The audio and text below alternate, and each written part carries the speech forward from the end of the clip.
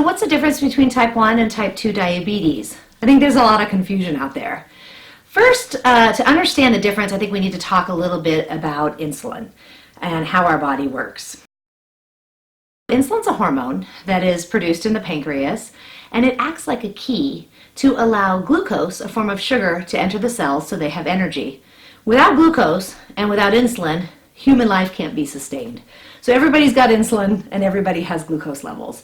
And most of the food we eat, almost all the food we eat, is converted into glucose and used by the body's cells. Type 1 diabetes is an autoimmune condition.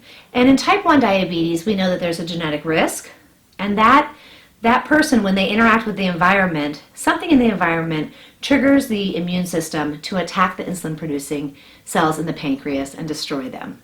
When there's no insulin in the body, in type 1 diabetes, when you can no longer produce insulin, your cells can't get any energy, and so it has to be replaced by injection or by an insulin pump.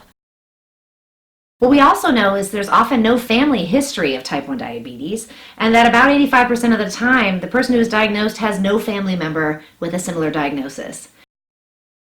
Type 2 diabetes is quite different. Type 2 diabetes is known as a metabolic condition in which the body is still producing insulin, but the body can't use that insulin correctly. So imagine a key, if insulin is a key, imagine a key that can't quite unlock the door.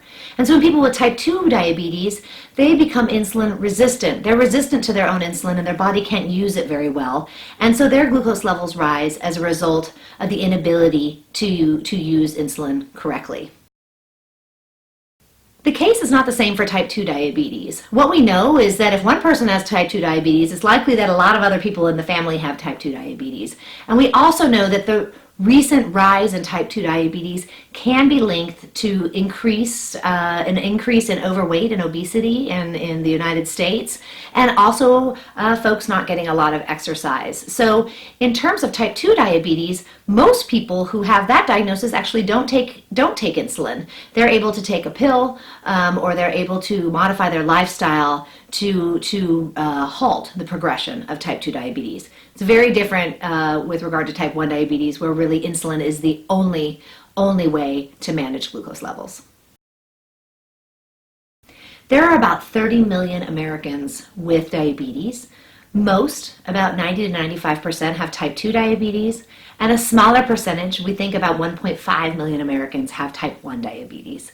There is a lot of great information, including some interactive tools on the website, so you can learn a little bit more about this.